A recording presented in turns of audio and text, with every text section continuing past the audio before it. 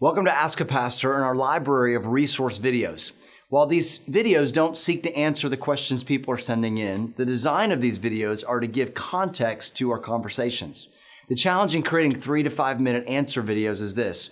While we can answer a question about life and faith and marriage and suffering from the Bible, sometimes that answer feels incomplete, mostly because every person speaking, you and me included, are coming to life and faith and the arts and people from a particular grid. So we thought it might be helpful to give context about how we land on some of our answers from the Bible. This short video will explain our philosophy for this entire question and answer series. Now, our philosophy is Irenic in nature. Now, the word Irenic is taken from the Greek Irene, which means peace. Irenic is learning about truth in a peaceful manner, accurately representing the opposing belief even when you disagree strongly. In many ways, it's the opposite of a dogmatic methodology.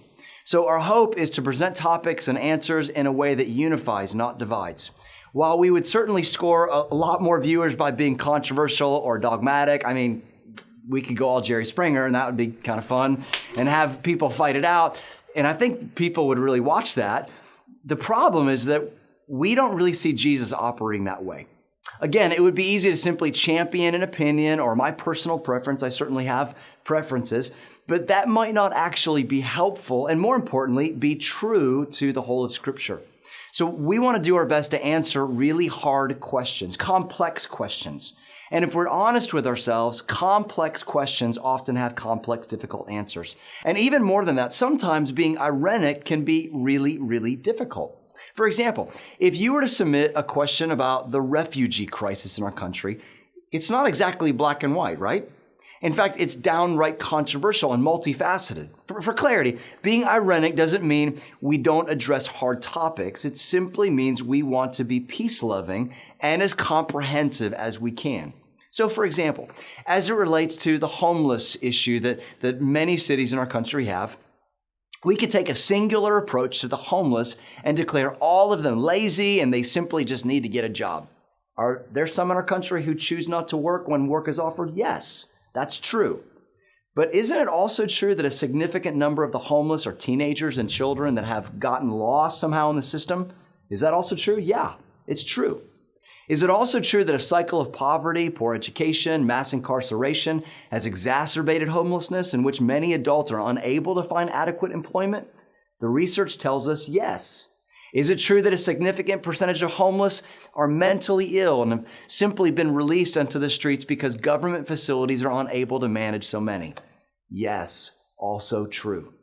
The reason this topic, like so many other topics, are so difficult is because there are so many truths in play. Now, the point of being Irenic is fourfold. First is a willingness to learn. When the reformers in the 1500s brought a very real, alive theology out of a dead and dogmatic time in the church, they were being Irenic.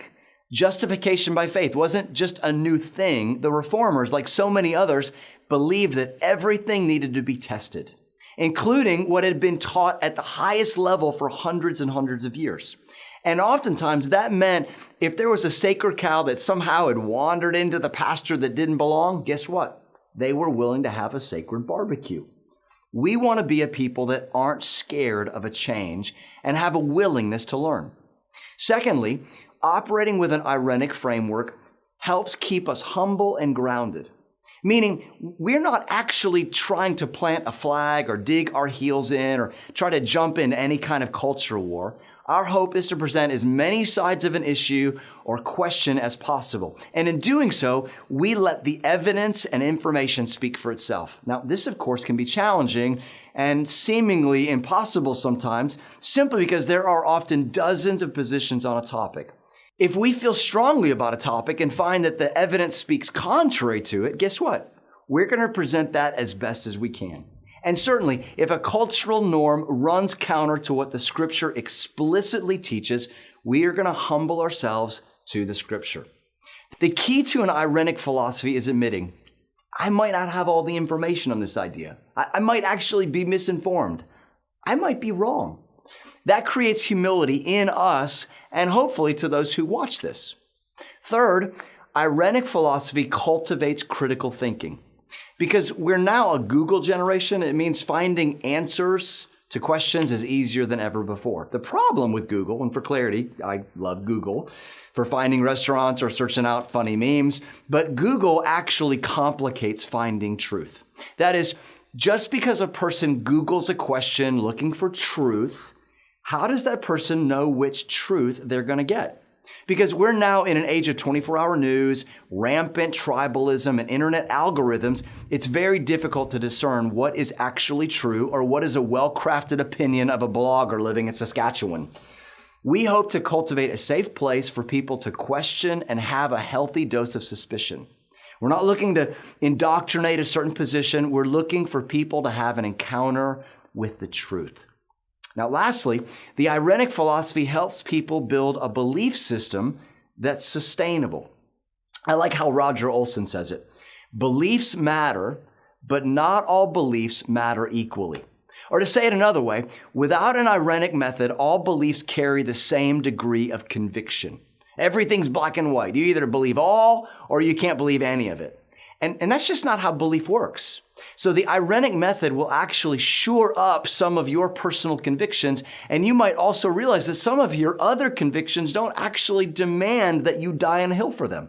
For example, I have an unshakable belief right now that Jesus is the Son of God, died for the sins of the world, and a person can have a real relationship with Him, having assurance of heaven and unspeakable joy in this life. That's black and white for me. The alternative would be my convictions and beliefs about eschatology or the end times. I find the biblical evidence vague at best in creating a dogmatic position. So an all-millennial eschatology sounds about right for me, but that position's not something I'm going to die on a hill for. So if something is clear, if God's revelation is clear, then we speak with that kind of clarity. So that's our philosophy in this Q&A series of videos. If you find this approach helpful, we would also encourage you to apply this Irenic approach to your life and social media as well, especially if you're a follower of Jesus. Creating a dialogue that's grounded in peace will always result in greater fruit than a fierce debate and polarization. If you have any other thoughts or ideas that you might think might be helpful for us to make this message more clear, feel free to give us a shout. We'll see you soon.